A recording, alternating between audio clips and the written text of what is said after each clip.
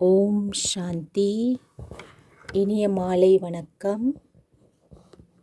எல்லாரும் சுகமாக இருக்கிறீங்களா? மதுபனில் நிற்கிற இந்த உங்களுடைய நாட்களை உங்கள் நாட்கள் எப்படி இருக்குது? சந்தோஷமாக இருக்கா? இது ஒரு வித்தியாசமான உலகமாக இருக்குது இல்லையா? முழுக்க முழுக்க ஒரு வேறு விதமான ஒரு உலகமாக இருக்குது இல்லையா? எத்தனை பேர் நீங்கள் ஜூம் மூலம் கோர்ஸ் எடுத்து வந்து நீங்கள் ஜூம் பேபிஸ்ன்னு சொல்லுவாங்க, ஆன்லைன் மூலமாக ஜூம் மூலமாக கிளாஸ் எடுத்து வந்தவர்கள் யார் யார்? இப்போ நீங்கள் ரொம்ப விசேஷமானவர்கள். நாளைக்கு எங்களுக்கு ஒரு விசேடமான ஒரு நாளாக அமையப்போகிறது. இந்த பாபாவினுடைய நாள். பாபாவை நாங்கள் அவ்வியக்தமாக சூட்சுமமாக சந்திக்க போகிற நாள். நாளைக்கு தான் உங்களுக்கு மோதிரம் அணிவிக்கப்படும். வளமையாக நீங்கள் இந்த பாபாவுடனான நிச்சயதார்த்த மோதிரத்தை நீங்கள் அணியும் போது என்ன செய்வீர்கள்? ஒரு திருமண நிகழ்வு அல்லது ஒரு மோதிரம் மாத்திர நிகழ்வு நடக்கின்ற போது என்ன நடக்கும்? மோதிரம் என்றது என்னத்தினுடைய அடையாளம்? அன்பினுடைய அடையாளம் மட்டுமா? ஒரு உறவு ஒன்று ஆரம்பமாகிறது. அந்த உறவுக்காக நாங்கள் எங்களை முழுமையாக அர்ப்பணிக்கின்ற ஒரு நிகழ்வு ஆரம்பமாகிறது. இப்பொழுது நாங்கள் எங்களை பாபாவுக்கு முழுமையாக அர்ப்பணிக்கப் போகிறோம். அத்துடன் நீங்கள் இதை கடந்த ஒரு வருடமாக அல்லது கடந்த சில காலங்களாக பாபாவோடு நீங்கள் அர்ப்பணித்த வாழ்வு தான் வாழ்ந்து கொண்டு வருகிறீர்கள். உங்களில் என்ன முன்னேற்றத்தை நீங்கள் பார்த்துருக்கிறீங்க? உங்களோட வாழ்க்கையில் நீங்கள் பாபாவோடு இணைஞ்சு வாழ ஆரம்பித்ததுக்கு பிறகு என்ன மாற்றத்தை நீங்கள் காண ஆரம்பித்தீங்க? இந்த ஆன்மீக ஞானத்தை நீங்கள் கேட்டு பயன்பெற தொடங்கின பிறகு என்ன வித்தியாசங்கள் உங்களோட வாழ்க்கையில் நீங்கள் கண்டீங்க? உதாரணமாக சொல்லுங்கள் பாப்பா. ரொம்ப அமைதி ஆயிட்டோம்னு சொல்கிறாங்க. அது உண்மையில் பெண்கள் ரொம்ப அமைதி ஆயினாங்கன்னா அது ரொம்ப பெரிய விஷயம். வீடுமே அமைதியாகி இருக்கும். கூடுதலான தெளிவு மனதில் வந்திருக்கும். உங்களோட மனோபலம் அதிகரிச்சிருக்கும். வாழ்க்கையினுடைய சவால்களை எதிர்கொள்கிறதுக்கான மனப்பலம் ஒன்று அதிகரிச்சிருக்கும். இப்படியே தான் நீங்கள் உங்களோட வாழ்க்கையை மேற்கொண்டு வாழணும்னு ஆசைப்படுறீங்களா? ஏனெண்டா இந்த வாழ்க்கையில் நிறைய பிரயோசனம் இருக்குது. அத்துடன் நிறைய நன்மைகள் இருக்கும் போது நாங்கள் என்னென்ன விஷயங்களை எங்களுக்குள்ளே கைவிடணுன்றதை பற்றி நாங்கள் கவனிக்க தவறிடுவோம். ஒரு கஷ்டமான ஒரு பரீட்சைக்கு ஒரு மாணவன் தன்னை தயார்படுத்துகிறாரா இருந்தால் என்ன செய்வார்? அவர் 3 மாதத்தால் எனக்கு ஒரு பெரிய பரீட்சை இருக்குது என்றால் அந்த மாணவன் என்ன செய்வார்? எல்லா விஷயங்கள்லேருந்தும் தன்னை தனிமைப்படுத்தி முழுமையாக படிப்பில் கவனத்தை செலுத்துவார். ஏனென்றால் ஒரு உயர்ந்த இலக்கை தான் அடைய வேணும். அதே நேரம் அவருக்கு ஒரு லட்சியம் இருக்கும். நான் இந்த பரீட்சையை பாஸ் பண்ணினா இந்த வாழ்க்கை இன்னும் ஒரு தரம் உயர்ந்ததாகும் என்று அவருக்கு தெரிஞ்சிருக்கும். அதால தான் அவர் அந்த கொஞ்ச காலம், அந்த 3 மாதமோ 4 மாதம் என்னென்னலாம் அதுக்காக அவர் தியாகம் பண்ண வேண்டி இருக்குமோ அதை அவர் தியாகமாக நினைக்க மாட்டார். அதை தன் மன ஒருமைப்பாடு, தன்னுடைய எதிர்கால வாழ்வை நோக்கிய முழுமையான கடுமையான முயற்சி என்று தான் அவர் அதை பார்ப்பார். கடுமையான முயற்சி தான் எங்களுக்கு எப்போவுமே வெற்றியை தரும். அப்போ இங்கே எங்களோட ஆன்மீக வாழ்க்கையில் நாங்கள் கடின முயற்சிகள் செய்ய போகிறது இல்லை. ஆனால் என்னத்தை நாங்கள் இங்கே துறக்கிறோம்? என்னத்தை தியாகம் செய்கிறோம்? ஏதாவது தியாகம் செய்கிறோமா? நாங்கள் இங்கே ஏதாவது தியாகம் செய்கிறோமா? எங்களுக்கு துன்பத்தை தர்ற விஷயங்களை தான் நாங்கள் கைவிடுறோம். எங்களை துன்பப்படுத்துகிற விஷயங்களை தானே நாங்கள் கைவிடுறோம். எங்களோட வாழ்க்கையை இன்னும் நல்லாக்கி கொள்றதுக்கு அந்த விஷயங்களெல்லாம் எங்களுக்கு வாழ்க்கையில் சந்தோஷமானதுன்னு முதல்ல நாங்கள் நினைச்சிருந்த ஆனால் உண்மையில் அதெல்லாமே எங்களை துன்ப சக்கரத்துக்குள்ளே தான் சுழட்டி கொண்டு இருந்தது.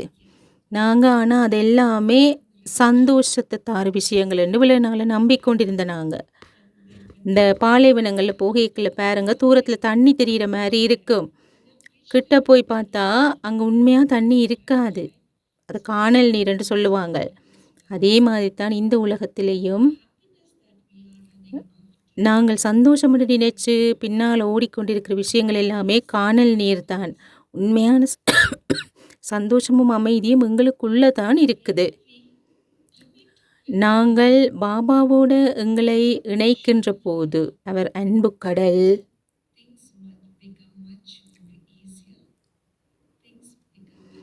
நாங்கள் பாபாவோட எங்களை நாங்கள் இணைக்க நிறைய விஷயங்கள் எங்களுக்கு லேசாகும் வாழ்க்கையில்.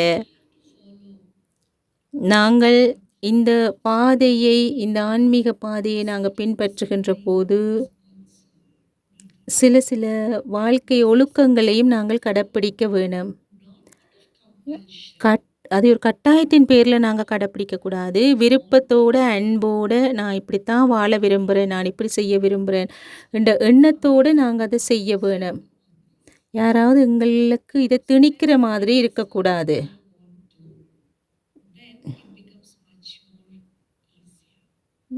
அப்போ நான் செய்ய விரும்பி செய்யல எனக்கு அது லேசாக இருக்கும் செய்கிறது. ஏன்னா எங்களுக்கு தெரியும் இப்படியெல்லாம் நான் கடைப்பிடிச்சு வாழ்ந்தால் எங்களுக்கு என்ன பலனுண்டு. எங்களுக்கு இந்த பிறப்புக்கான அமைதி சந்தோஷம் மட்டுமில்லை, அடுத்த 20 பிறவிக்கும் நாங்கள் அனுபவிக்க போகிறோம். 21 பிறப்புக்கு அமைதி சந்தோஷத்தை நாங்கள் அனுபவிக்க போகிறோம். நாங்கள் நாடக சக்கரத்தை புரிஞ்சு கொள்கிறோம். இந்த பிறப்புக்கு மட்டுமில்லை, எதிர்கால பிறப்புக்கும் சேர்த்து நாங்கள் பாபாட்டிருந்து ஆஸ்திய சொத்துக்களை நாங்கள் சேர்த்து கொள்கிறோம். எப்படி நாங்கள் சேர்க்கிறோம்? கஷ்டப்பட்டு செய்யலை, அன்போடு செய்கிறோம். பாபா எங்களை பலவிதமான கஷ்டங்கள்லேருந்து விடுவிச்சிருக்கிறார். பக்தி மார்க்கத்தில் நிறைய விதமான பக்தி செயற்பாடுகள் செய்வார்கள். விரதம் இருப்பினம், அவை கண்மொழிச்சிருப்பினம், ஒற்றைக்காலில் நிற்பினம், இப்படி என்னென்னலாம் செய்வாங்க பக்தி மார்க்கத்தில். இந்தியாவில் அவங்க சில கோயில்களுக்கு போகணுமெண்டா அவை உருண்டு கூடி போவினம். அப்போ அப்படி அவையில் எவ்வளோ செய்யினம். ஒரு கண பார்வை, ஒரு கண இறைவன் அந்த தரிசனம் கிடைக்கணுன்றதுக்காக. ஆனால் நாங்கள் இங்கே நீங்கள் எதையுமே செய்ய தேவையில்லைன்னு பாபா சொல்கிறார். நீங்கள் உடம்பை போட்டு வருத்த தேவையில்லைன்னு சொல்கிறார். வசதியாக சோஃபாவில் உட்காந்துருந்து கதிரையில் இருந்து என்னை மட்டுமே நினைத்து கொண்டிருந்தால் போதும் என்று சொல்கிறார். அதோட எங்களுக்குள்ளே இருக்கிற விகாரங்கள், தீய குணங்கள், எங்களை துன்பப்படுத்துகிற விஷயங்கள்ல இருந்து வெளியில் வாங்கன்னு சொல்கிறார். இதை நீங்கள் என்னை நினைவு செய்கிறதுனால செய்யலாம்னு சொல்கிறார். நாங்கள் பாபாவை நினைக்கும் போது அன்போடு எங்களோட பாவங்கள் எல்லாமே அழிந்து போகும், எரிஞ்சு போகும். இப்போ எங்களுக்கு தெரியும் நாங்கள் எத்தனை பிறப்பு சன்ஸ்காரங்கள் எங்களுக்குள்ளே சேர்த்து வச்சிருக்கிறோம். 63 பிறப்பு சன்ஸ்காரங்கள் எங்களுக்குள்ளே சேர்த்து வச்சிருக்கிறோம் ஆத்மாவில். அது எளிமையான ஒரு முறையில் அழிஞ்சு போகும். நாங்கள் செய்ய வேண்டிய முயற்சி சின்னந்தான், ஆனால் அதுலேருந்து கிடைக்கிற ரிசல்ட்ஸ் அளப்பெரியது. இப்போ எனக்கு இந்த செயற்பாட்டினால் பலாபலன் கிடைக்கும் என்று எனக்கு தெரிஞ்சால் நான் அதுக்காக கடைப்பிடிக்க வேண்டிய வாழ்க்கை முறை ஒழுக்கங்களை கடைப்பிடிக்கிறத சந்தோஷமாக செய்வேன். முதலாவது வாழ்க்கை ஒழுக்கம் என்னென்றால், இந்த ஆன்மீக வாழ்க்கைக்கு அந்த ஆன்மீக வாழ்க்கையினுடைய முதலாவது அத்திவாரம், இந்த பிராமண வாழ்க்கையின் அத்திவாரம் தூய்மை. தூய்மை இல்லாமல் அமைதியும் நிறைவும் ஏற்பட முடியாது. இன்றைக்கு உலகத்தில் நாங்கள் பார்க்குறோம் என்னென்ன மாதிரியான சூழ்நிலைகள் எல்லாம் காணப்படுகிறது. பாபா சொல்கிறார், தூய்மைதான் அளவில்லாத பலத்தை ஆத்மாவுக்கு தரும். அது எங்களை நாங்கள் எத்தனையோ விஷயங்களில் சிக்கப்பட்டு போயிருப்போம், எத்தனையோ பந்தனங்களுக்குள்ளே சிக்கப்பட்டு போயிருப்போம். அதிலிருந்தெல்லாம் எங்களை விடுவிக்கும். எத்தனையோ கர்ம கணக்குகள்லேருந்தெல்லாம் எங்களை விடுவிக்கும். அப்போ தூய்மை என்பது எங்களோட பிராமண வாழ்க்கையினுடைய அத்திவாரம். உடலின் தூய்மை, மனதின் தூய்மை, எங்களோட நோக்கங்களின் தூய்மை. அது எப்போ வரும்? பிரம்மச்சாரியத்தை நாங்கள் கடைப்பிடித்து வாழ்ந்தால்தான். அப்போ அது மிகப்பெரிய முக்கியமான விடயம். யக்யாவின் ஆரம்ப காலத்தில் இந்த தூய்மை என்ற விஷயம் முன்னெடுக்கப்பட்ட போது நிறைய புரட்சிகளும் எதிர்ப்புகளும் உலகத்தில் பிரம்மகுமாரிகளுக்கு எதிராக ஓமண்டலிக்கு எதிர்ப்பு குழு என்று சொல்லியெல்லாம் உருவாகிச்சுது. அப்போ பிறகு பிரம்ம பாபாவோட கொஞ்சம் ஸ்நேகமான ஆக்கள் வந்து சொல்லிச்சுனாம், பாபா உங்களோட ஞானம் வந்து ரொம்ப நல்லா தான் இருக்குது, நீங்கள் படிப்பிக்கிறது எல்லாம். ஆனால் நீங்கள் கொஞ்சம் இந்த பிரம்மச்சாரியம் என்ற விஷயத்தில் கொஞ்சம் நீங்கள் விட்டு கொடுத்தீங்கன்னா நிறைய பேர் இங்கே வருவினாம் என்று சொன்னாங்க. அப்போ பாபா சிரிச்சு போட்டு என்ன சொன்னார்? பாபா சொன்னார், எனக்கு வந்து நிறைய ஆட்கள் இங்கே தேவையில்லை. இப்போ பாபாவுக்கு என்ன தேவை? பாபாவுக்கு என்ன தேவை? பாபாவுக்கு நிறைய ஆட்கள் தேவையில்லை, இங்கே நம்பர் கணக்கு தேவையில்லை. பாபாவுக்கு வாரிசு ஆத்மாக்கள் தான் தேவை, ஆஸ்திக்குரிய குழந்தைகள் தான் தேவை. யார் சத்தியயுக உலகத்தை ஆளக்கூடிய ஆளுமை கொண்டவர்களோ அப்படியான பிள்ளைகள் தான் தேவை. அப்படியான ஒரு உலகத்தை ஆளுவதற்கு கட்டாயம் தூய்மை அவசியம். தூய்மை இல்லாட்டி ஆத்மாவுக்கு அந்த பலம் வராது, ஆத்மாவில் அந்த பலம் வராது. அப்போ பாபா அவ்வளோ லேசாக பதில் சொல்லிட்டார். உலகத்தில் இருக்கிறவர்கள் என்ன சொல்லுவினா, நெருப்பும் பஞ்சும் உண்டாயிருக்க இயலாது என்று சொல்லுவாங்க. கட்டாயம் நெருப்பு பிடிச்சிரும் பஞ்சில். ஆனால் பாபா இங்கே என்ன சொல்கிறார்? இல்லை, நெருப்பும் பஞ்சும் உண்டாவே இருக்கலாம், நீங்கள் வீட்டிலையே இருங்க, குடும்பத்தோடு வாழுங்க, ஆனால் தூய்மையாக வாழுங்கன்னு சொல்கிறார். சாத்தியமா இது? அது எப்படி சாத்தியம்? நடுவில் பாபா வச்சுக்கொள்ளுங்க. நான் யார்? நான் யாருக்கு சொந்தம்? என்னுடைய கணவர் அல்லது என்னுடன் வாழுகின்றவர் அவர் யாருக்கு சொந்தம்? இந்த எண்ணம் என்னுடைய மனதில் இருக்க வேண்டும். நான் ஒரு ஆத்மா, நான் பாபாவுக்கு சொந்தம்.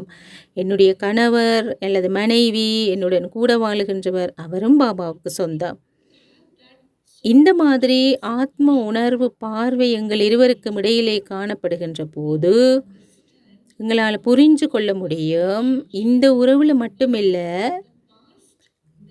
கடந்த பல பிறவிகள உறவுகள்லையும் கூட நாங்கள் தொடர்பில் வாழ்ந்தவர்கள் தான். அதால் தான் இந்த பிறவிலையும் வந்து நாங்கள் கணவன் மனைவியாக சந்திச்சிருக்கிறோம். அதனால் நிகழ்காலத்தை நாங்கள் பார்க்குற போது இப்போ பார்க்குற உறவில் மட்டும் நாங்கள் சிக்கிக்கொள்ள கூடாது. ஆத்ம உணர்வில் பார்த்தோமா இருந்தால் முழு கல்பமுமே நாங்கள் அவங்களோட சுற்றி இருக்கிறோம். இப்போ இந்த கடைசி பிறப்பில் மட்டுமில்லை, இதான் உங்களோட கடைசி பிறப்புன்னு நீங்கள் நம்புறீங்களா? இதான் உங்களோட கடைசி பிறப்புண்டு, இந்த கலியுகம் முடிய போகுது நம்புறீங்களா? அல்லது இன்னும் 10,000 20,000 வருஷம் இருக்குது அப்படின்னு நினைக்கிறீங்களா? இந்த கலியுகம் முடிய இன்னும் பல ஆண்டுகள் இருக்குன்னு நினைக்கிறீங்களா? முடிவுக்கு வருதுன்னு நம்புறீங்களா? இல்லையா? நம்பலையா? யார் இல்லைன்னு சொல்கிறது? கலியுகம் முடியலையா? அப்போ முடியாதா? இப்போ ரொம்ப கிட்ட இப்போ எங்களோட எதிர்காலம் காத்து நிற்கிது.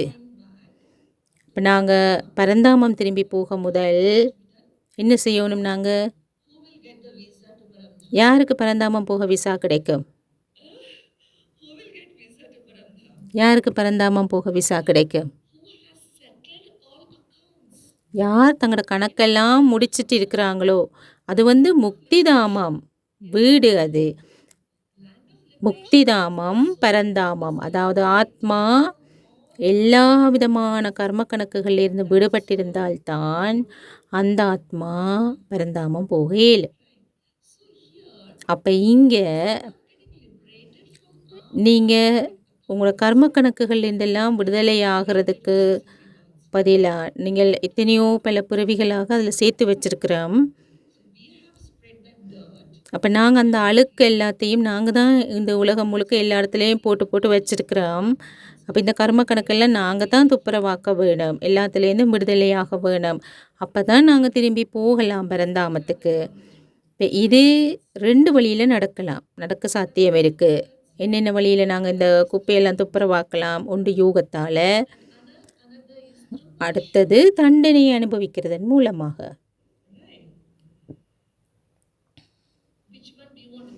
எதை நீங்கள் விரும்புகிறீங்க? இப்போ நீங்கள் எதை விரும்புகிறீங்க? யோகா மூலமாக இல்லையா? இருந்து அன்போடு பாபாவை நான் நினைக்கும் போது அது இலகுவான வழி. இல்லாட்டி நான் வெவ்வேறு வழிகளில் தண்டனைகளை அனுபவிக்க வேணும்.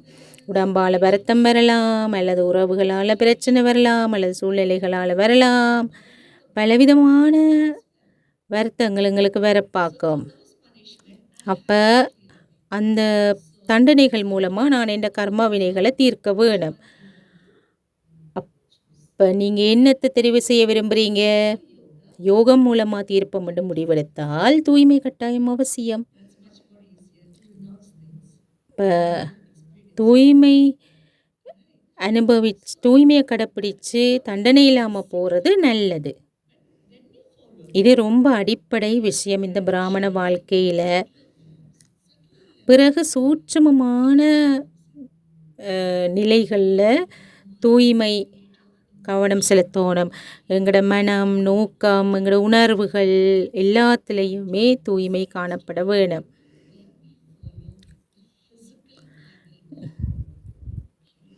நாங்கள் தூய்மையை பௌதீக நிலையில் கடைப்பிடிக்கும் போது அடுத்த சூட்சுமமான நிலைகள்,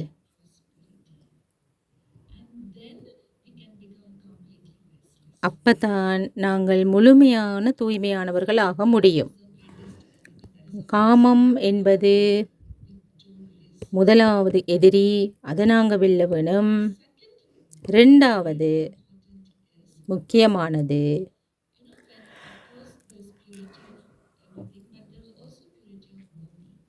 உடல் தூய்மையாக இருக்க வேணும். அது உடல் தூய்மை என்று சொல்லிக்கல,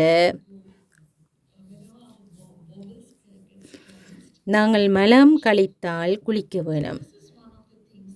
இது கட்டாயமாக நாங்கள் பின்பற்ற வேண்டிய ஒரு விஷயம். இந்த பிராமணர்கள் நாங்கள் கடைப்பிடிக்கிற உண்டு.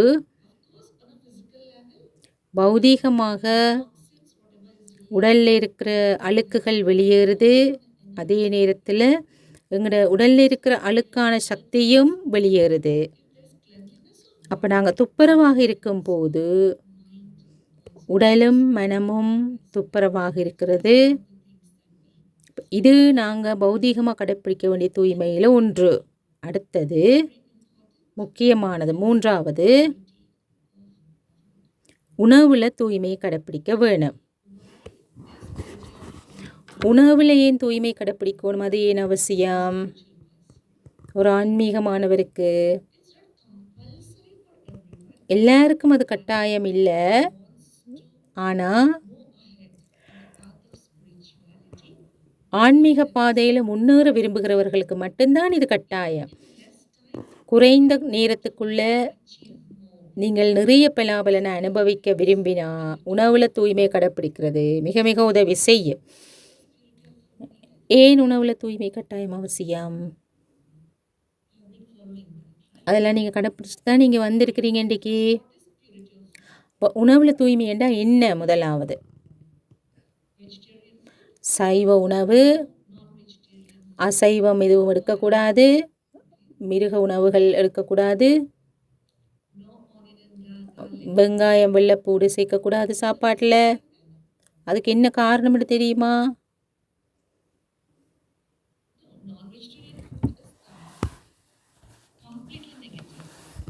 அசைவ உணவு என்றது தாமசீக உணவு.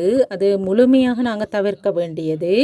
வெங்காயம் உள்ள வெள்ளைப்பூடு வந்து தாமசிகம் தான். ஆனால் அது சில ரசாயன பொருட்களை உடம்புல சேர்க்குது. அது வந்து இந்த மனதை ஸ்திர நிலையில் வச்சிருக்கிறதுக்கு உதவாது, ரொம்ப இடையூறாக இருக்கும். இப்போ யாராவது ஆன்மீக வழியில் முன்னேறணும் என்று விரும்பினா அவள் வெங்காயம் வெள்ளைப்பூடு சேர்க்கிறீள் உணவில். ஏன்னா அது மனதை வந்து தளம்பலடைய செய்து கொண்டு இருக்கும்.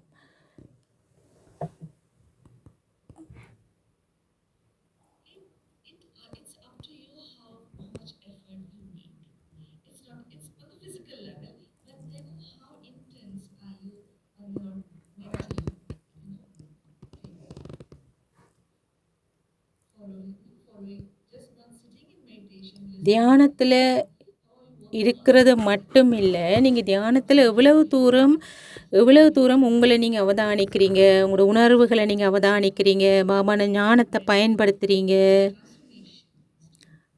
என்றதெல்லாம் நீங்கள் அவதானிக்கணும். மனதை ஸ்திரமாக வச்சுக்கிறது மட்டும் இல்லை, அப்போ தான் சுயமாற்றத்தை அது கொண்டு வரும். அடுத்தது உணவில் தூய்மை என்று சொன்னால் பாபான நினைவிலிருந்து சமைக்க வேணும், பாபான நினைவிலிருந்து சாப்பிடணும். ஏனென்றால் உணவு எப்படியோ அப்படித்தான் மனமும். ஆகவே ஒவ்வொரு நாளும் காலையிலேருந்து பின்னேரம் வரைக்கும் தண்ணி, சாப்பாடு என்று இந்த உடம்புக்குள்ளே நாங்கள் நிறைய போட்டு கொண்டிருக்கிறோம். டீ, காஃபி, பழங்கள், இப்படி எத்தனையோ விஷயங்களை எத்தனையோ தடவைகள் இந்த உடம்புக்குள்ளே நாங்கள் கொடுத்து கொண்டு இருக்கிறோம், உள்வாங்கி கொண்டு இருக்கிறோம். அந்த உடம்புட சிஸ்டத்துக்குள்ளே போய்கொண்டு இருக்குது. இது எல்லாமே உடலை நேரடியாக உடலில் ஒரு பாதிப்பை ஏற்படுத்தும். அப்போ உடலும் ஆத்மாவும் ஆழமாக தொடர்பு பட்டது, பிறந்த நாளிலிருந்து மரணிக்கும் நாள் வரைக்கும். இப்போ உடலுக்கு என்ன நடந்தாலும் அது கட்டாயமாக ஆத்மாவிலேயும் ஒரு தாக்கத்தை ஏற்படுத்தும், ஆத்மாவுக்கு என்ன நடந்தாலும் உடலில் ஒரு தாக்கத்தை அது ஏற்படுத்தும். அப்போ மனதை மாற்றணுமா இருந்தால் நான் சாத்வீகமான உணவை இந்த உடலுக்குள்ள உள்வாங்குவனாக இருந்தால் அது வந்து இப்போ பல பிறவியாக எங்களுக்குள்ள இருக்கிற சம்ஸ்காரங்களை மாற்றுறது வந்து லேசான வேலை இல்லை. அப்போ அதுக்கு ஒரு இலகுவான வழிகளில் ஒன்று, நாங்கள் என்ன சாப்பாடு சாப்பிட்றோம்ன்றதில் நாங்கள் கவனமாக இருக்க வேணும். சாப்பிட்றது மட்டும் இல்லை, நாங்கள் கண்ணாலேயும் நிறைய விஷயங்களை இந்த உலகத்தில் உள்வாங்கி கொண்டு இருக்கிறோம், ஆன்லைன் மூலமாக நிறைய விஷயங்களை உள்வாங்கி கொண்டு இருக்கிறோம். இது நாங்கள் எப்போவுமே கவனம் எடுக்க வேண்டிய விஷயம். உணவில் கவனம் எடுக்க வேணும், அது ரொம்ப ரொம்ப அவசியம்.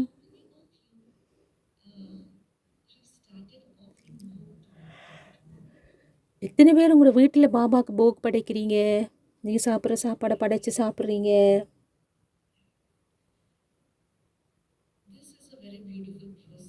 இது ஒரு நல்ல ஒரு செயல்முறை. நீங்கள் அதை செய்ய விருப்பம் என்றால் வீட்டை போனோன்னே நீங்கள் இங்கே வந்த பிறகு சாப்பிட்டா பிறகு உங்களோட யோகத்தில் ஏதாவது வித்தியாசத்தை பார்த்தீங்களா? உங்களோட மனசில் நீங்கள் சிந்திக்கிற விதங்களில் ஏதாவது வித்தியாசம் பார்த்தீங்களா? இங்கே வந்து சாப்பிட தொடங்கினா பிறகு அதை நீங்கள் தொடர விரும்புகிறீங்களா? இப்போ நடைமுறையில் நீங்கள் பார்த்துருப்பீங்க, இங்கே இருக்கிற சாப்பாடு யோகிகளால் தயாரிக்கப்படுகிறது, எங்களோட பிரதர்ஸ் சிஸ்டர்ஸால் தான் அது சமைக்கப்படுகிறது. அப்போ அது வந்து மிகப்பெரிய ஒரு தாக்கத்தை ஏற்படுத்தும் எங்களோட உணவிலையும் மனதிலையும்.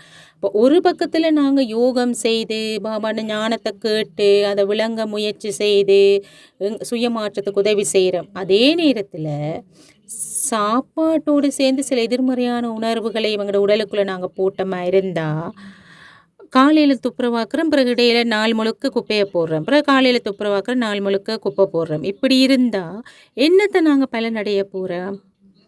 1 வருஷம் 2 வருஷம் 3 வருஷம் ஆகியும் நாங்கள் அதே மாதிரி தான் இருந்துருவோம். ஒரு மாற்றமும் எங்கள் ஏற்படாது. விளங்குதா? அப்போ தியானம் ஞானத்தை புரிஞ்சு கொள்றதுன்றதோடு சேர்த்து இந்த மாதிரியான உணவு பழக்க வழக்கங்களும் ரொம்ப அவசியம். இப்போ காலம் ரொம்ப குறுகி வந்துட்டுது.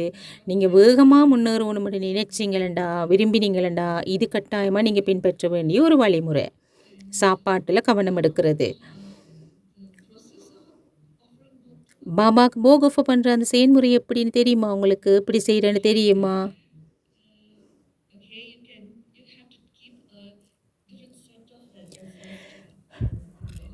போக் படைக்கிறதுக்கு என்று சொல்லி ஒரு தட்டமும் அதில் சின்ன சின்ன கிண்ணங்கள் மூடியோடு சேர்ந்து கிண்ணங்கள் இருக்க வேணும்.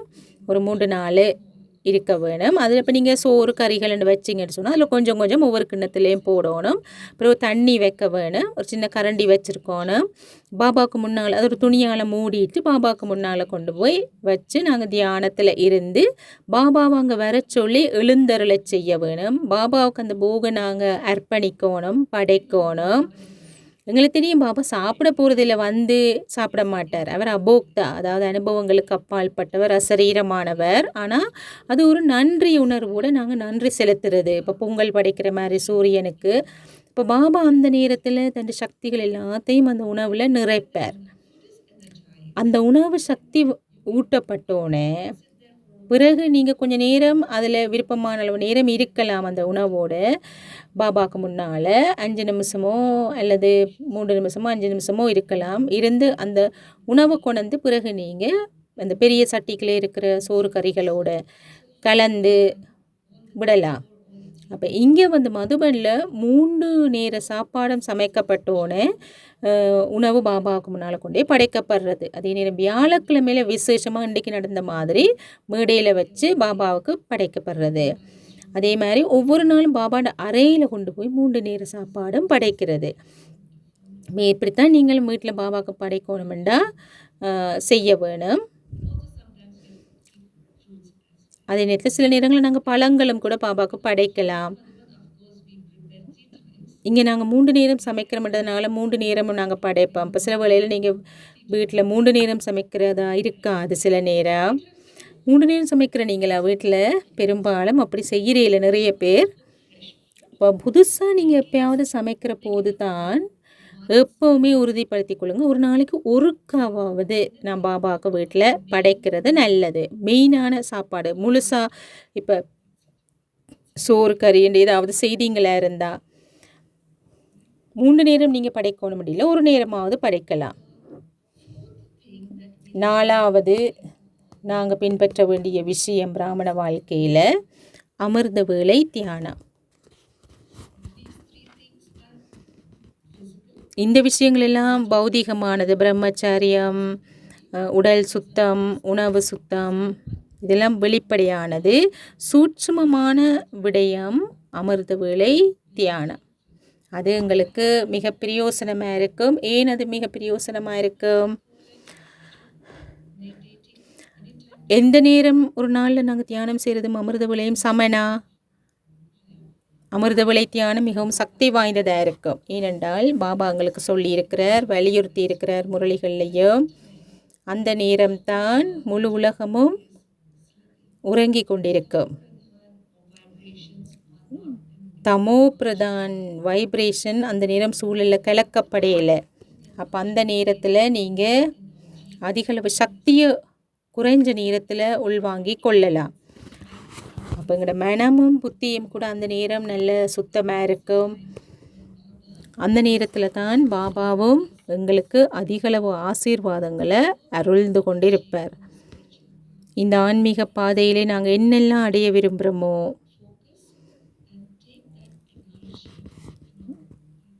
நாங்கள் அந்த நேரத்தில் பாபாவுக்கு அதுக்கு வேண்டின எல்லா சக்தியையும் உள்வாங்கி கொள்ளலாம். அமிர்த வேளை தியானம் மிகவும் பிரயோசனமானது. ஆன்மீக பாதையில் இருக்கிறவர்களுக்கு 5வது முரளி வகுப்பு.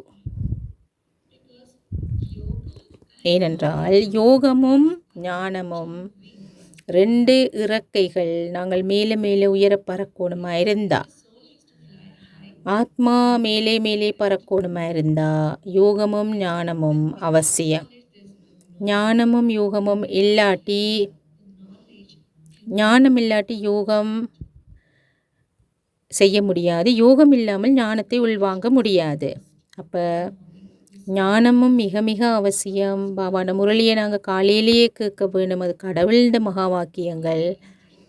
நேரடியாக நாங்கள் பேசுகிறோம். கடவுள் பேசுகிறத கேட்குறோம். பிறகு நாங்கள் நாள் முழுக்களையும் திருப்பி திருப்பி படிக்கலாம். இன்றைக்கு சுடேஷ் டிடி ஒரு அழகான ஒரு விஷயத்தை சொன்னால், சக்கார் முரளியில் ஒவ்வொரு நாளும் ஒரே விஷயத்த சொல்கிறாருன்ட்டு நீங்கள் சொல்கிறீங்க, போரிங்ன்ட்டு சொல்கிறீங்க. ஆனால் நீங்கள் தண்ணி ஒவ்வொரு நாளும் தானே இத்தனை தரம் குடிக்கிறீங்க. தண்ணி போரிங்காக இருக்கா உங்களுக்கு? இல்லைத்தானே. அது உடம்புக்கு அவசியம்ன்றது உங்களுக்கு தெரியும். உடம்புக்கு தண்ணி கட்டாயம் தேவைன்னு தெரியும். அப்போ நீங்கள் போரிங்ன்ட்டு சொல்லி நிப்பாட்டுறீல. அப்போ பாபா எங்களுக்கு முரளியில் என்ன முரளியை பேசினாலும் அது ஆத்மாவுக்கு ரொம்ப தேவையானது. அது 100 தடவை நீங்கள் 1000 தடவை 10,000 தடவை 1,000,000 தடவை கேட்டாலும் ஒரே விஷயத்தை பாபா சொல்கிறது எல்லாமே, அது எல்லாத்துலேயும் நான் சொரூபமாக மாறிட்டேனா? இந்த ஞான கருத்துக்களை நான் முதலும் கேட்டிருக்கலாம். ஆனால் அதுண்ட சொரூபமாக ஆகிட்டேனா? பாபா வந்து சொல்லுவார், உங்களோட கர்மங்கள் செயல்களை நீங்கள் செய்யக்கலையும் என்னை நினையுங்கள் என்று சொல்கிறார். நீங்கள் செய்கிறீங்களா அப்படி? இப்போ நாங்கள் அதன் சொரூபமாக வரணுமெண்டா, முரளியின் சொரூபமாக வரணுமெண்டா ஒவ்வொரு நாளும் அதை நாங்கள் மீட்டல் செய்ய வேணும். அப்போ அந்த ஞான கருத்துக்கள் எனக்கு எப்போவுமே புத்தியில் இருக்கும். அதை நான் என் செயலில் பயன்படுத்தலாம். எனக்கு சவால்கள் வரும்போதெல்லாம் நான் அந்த ஞானத்தை பயன்படுத்தலாம். அருமையாக இருக்கே, சூப்பராக இருக்குது, நல்ல கருத்து சொன்னார் பாபா. இப்படியெல்லாம் சொல்கிறதுக்கு இல்லை நாங்கள் அந்த முரளியை கேட்குறோம். அதை விட முக்கியமான தேவை இருக்குது அந்த முரளி மூலமாக.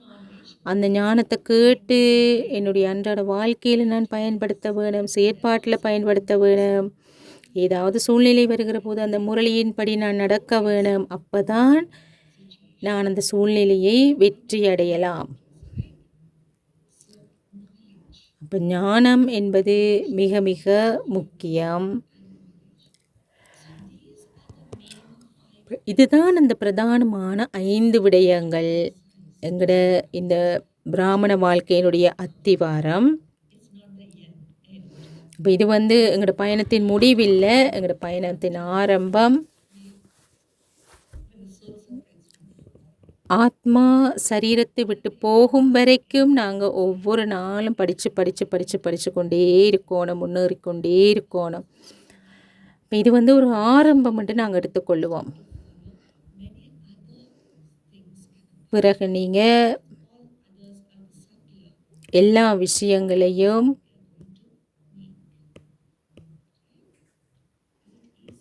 இதெல்லாம் செய்கிறது கஷ்டமா லேசா?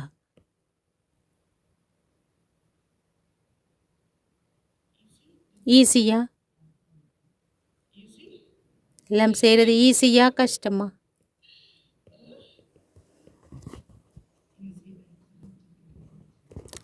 ஈஸியும் தான் கஷ்டமும் தான் என்று சொல்கிறாங்க. இது வந்து உங்களோட மனசை பொறுத்தது. நீங்கள் மனதில் முடிவெடுத்தா, திடமாக இருந்தீங்கன்னா, விடாமல் கவனம் செலுத்தினா, உங்களையே நீங்கள் இதன் தாற்பயங்களை உணர்த்தி கொண்டிருந்தா,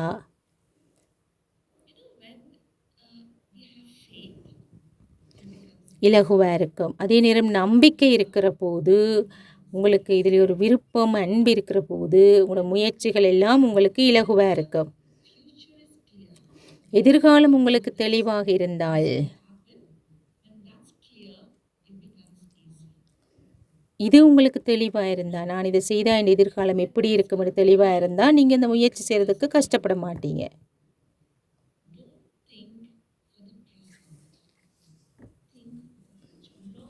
இப்பத்தே பலாபலன்களை பற்றி மட்டும் யோசிக்காதீங்க. எதிர்காலத்தில் உங்களுக்கு என்ன கிடைக்க போகுதுன்றதை யோசியுங்க. உங்களோட வாழ்க்கைக்கு நீங்கள் ஒரு திட்டம் போடையக்கில் இன்றைக்கு நாளைக்குன்னு மட்டும் யோசிச்சா முடிவெடுப்பீங்க. நீண்ட காலம் எதிர்காலம் யோசிச்சானே முடிவெடுப்பீங்க. இப்போ அதை மாதிரி 21 பிறவிகளையும் யோசியுங்க. இந்த உலக வாழ்க்கையில் இந்த ஒரு பிறப்பில் உங்களுக்கு எது நல்லா இருக்குது, எது ஈஸியாக இருக்குது என்று யோசித்து முடிவெடுக்காதீங்க. நிறைய ரசகுல்லா இருக்குன்னு வைப்போம். அது ஒரு இனிப்பு. அது பார்க்க ரொம்ப நல்லா தான் இருக்கும். சாப்பிடணுமெண்டு எனக்கு ஆசையாக இருக்கும். நீண்ட காலமாக நான் சாப்பிடலேன்னு வைப்பேன். அப்போ நான் நிறைய சாப்பிட்டா என்ன நடக்கும்? இப்போ அது ரொம்ப சந்தோஷமாக இருக்கும். சாப்பிட நல்லா இருக்கும். ஆனால் எதிர்காலத்தில் உடம்புக்கு நல்லமில்லை தானே. அந்த உபாதைகளை நாங்கள் எதிர்கொள்ள வேண்டி வரும்.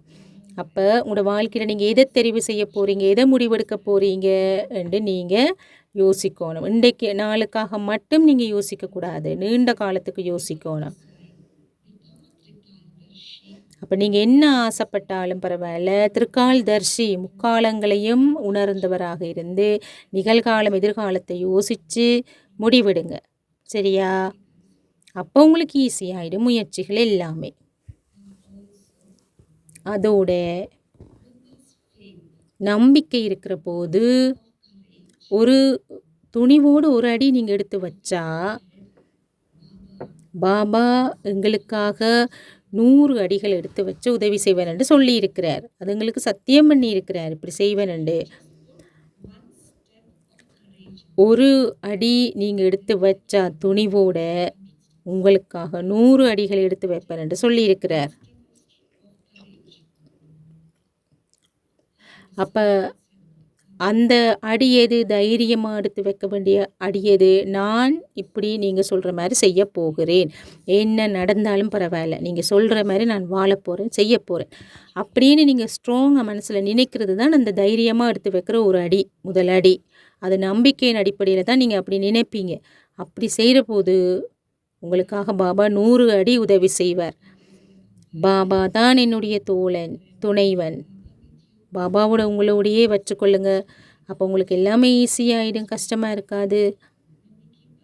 பாபாவை நீங்கள் உங்களோட வச்சுருந்தீங்கன்னா உங்களுக்கு எல்லாமே சுகமாக இருக்கும். இன்னொரு விஷயம் நான் கேட்க விரும்புகிறேன். ஒவ்வொரு நாளும் கஷ்டம்தான் சென்டருக்கு போகிறது. இருந்தாலும் உங்களில் எத்தனை பேர் சென்டருக்கு ஒவ்வொரு நாளும் போகிற நீங்கள் முரளி கேட்க?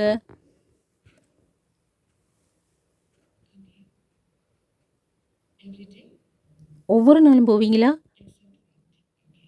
ஓகே, ஒரு நாள் போகிறீங்களே முறை. சரி, சென்டருக்கு நீங்கள் ஒரு கிழமையில் 2 நாள் போகிறாக்கள் கை தூக்குங்க பாப்பா. கிழமையில் 2 நாள் போகிறாக்கள். இப்போ மெட்டவில் எல்லாரும் கிழமையில் ஒரு நாள் போகிற நீங்களா? கிழமையில் ஒரு நாள் சென்டருக்கு போகிறாக்கள் கை தூக்குங்க பாப்பா. சில பேர் இன்னுமே ஒன்றுக்கும் கை தூக்காமல் இருக்கிறீங்க.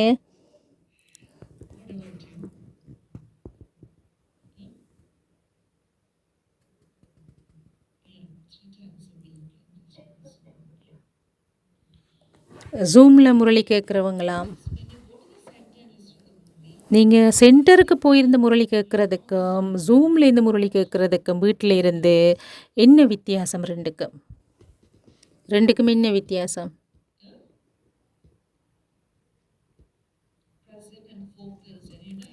சென்டர்லேருந்து முரளி கேட்கல முழு கவனமும் முரளியில் இருக்கும். மதுபன்லேருந்து முரளி கேட்க எப்படி இருக்குது? முரளி சென்டர்லேருந்து கேட்குறதுக்கு மதுபன்லேருந்து கேட்குறதுக்கும் என்ன வித்தியாசம்? இங்கே ஒரு பெரிய ஒன்று கூடல் சக்தி சப்போர்ட் இருக்குது.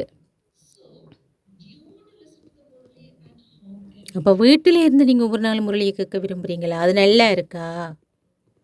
வீட்டில் இருந்து கேட்க நல்லா இருக்கா?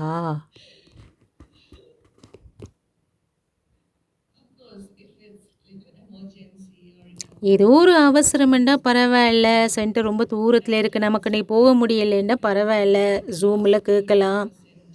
உங்களோட ஊரில் வந்து சென்டர் இல்லை, தூரம் அடுத்த ஊரில் தான் இருக்குன்னா அது பரவாயில்ல, வேறு வேறு தரமான காரணங்கள். ஆனால் நீங்கள் முரளிக்கு புறப்படுற நேரத்தில் இருந்தே நீங்கள் இந்த ஆன்மீகத்துக்காக நேரம் ஒதுக்குறீங்க என்றது கணக்கிடப்படும். எல்லாம் சூட்சுமமான விஷயங்கள். சென்டருக்கு போகணும், முரளிக்கு போகணும். வீட்டிலேருந்து வெளிக்கிறீங்கன்னா அதிலேருந்தே நீங்கள் ஆன்மீகத்துக்காக நேரம் ஒதுக்குறீங்க என்றதில் சேர்க்கப்படும். ஆன்லைனில் இருந்து முரளியை கேட்டு பழகிட்டோம்னா எங்களுக்கு வீட்டை விட்டு வெளியில் போகிறதே பஞ்சியாக இருக்கும். சென்டரில் போயிருந்து முரளி கேட்குறத விட வீட்டில் இருந்து கேட்கலாம்னு யோசிப்போம். எல்லாத்துலேயும் வித்தியாசம் இருக்குது. சென்டர்லேருந்து கேட்குறது, மதுபன்லேருந்து முரளி கேட்குறது, வீட்டிலேருந்து முரளி கேட்குறது, எல்லாத்துக்கும் வித்தியாசம் இருக்குது. ஏன்னா காலம் வந்து இப்போ ரொம்ப குறுகிச்சு.